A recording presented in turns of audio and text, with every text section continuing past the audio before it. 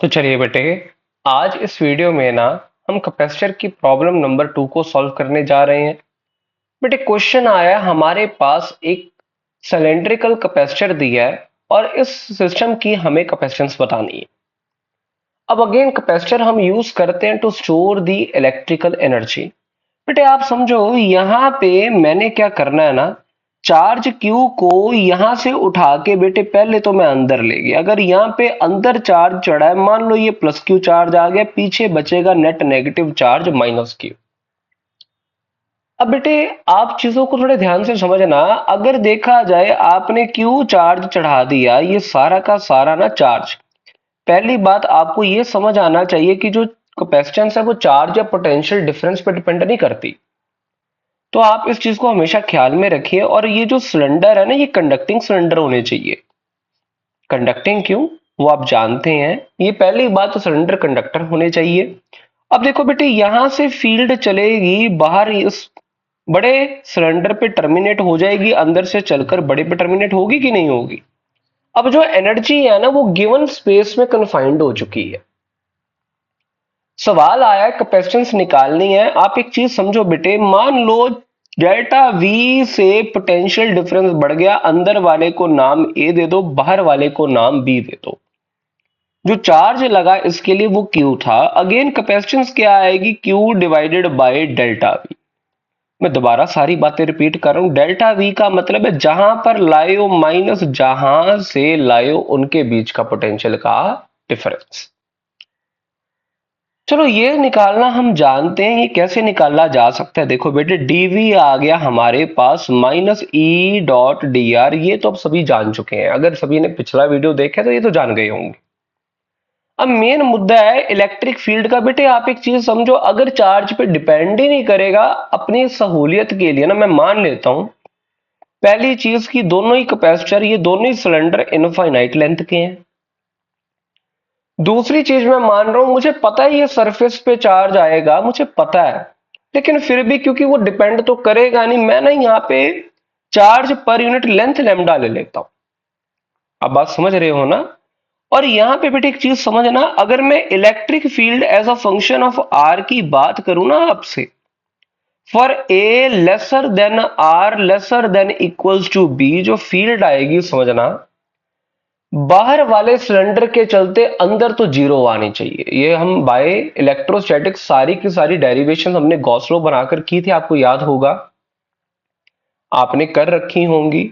बाहर वाले सिलेंडर के चलते तो अंदर जीरो आएगी फील्ड, लेकिन अंदर वाले के चलते आएगी 2k lambda divided by R. 2k lambda divided by are.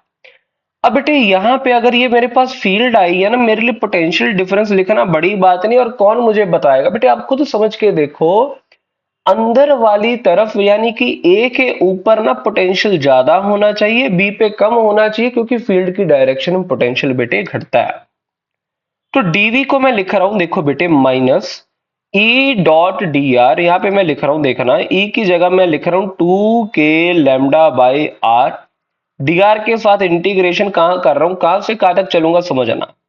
जहां से लाया हूं वहां का पोटेंशियल वी भी था, वहां का रेडियस बी था।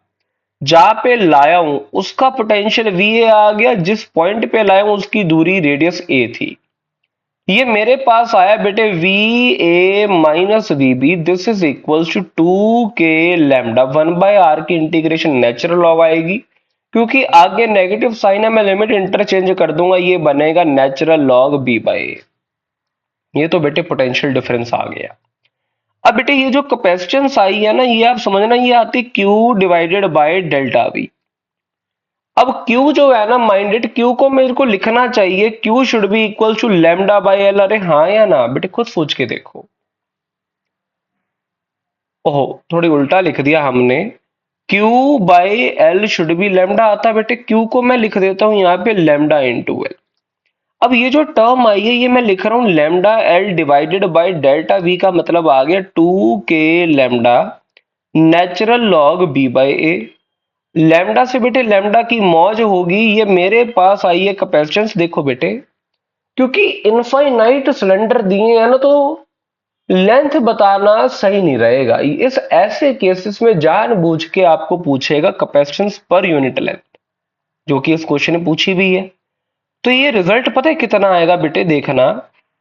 ये k है ना, k को आप लिख लो 1/4 पाई एप्सिलॉन नॉट। ये ऊपर चला जाएगा, नीचे 2, ऊपर 4 कटेगा, ये आएगा 2 pi epsilon not natural log b/a। I hope बेटे आप सभी को एक क्वेश्चन समझ आया। अब बेटे एक क्वेश्चन मैं आपसे पूछता हूं, आप मुझे कमेंट सेक्शन में नीचे बताइए। यदि मान लीजिए कि जो बीच वाला रीजन है, अगर मैं यहां पे डाई इलेक्ट्रिक भर देता, if dielectric would have been field,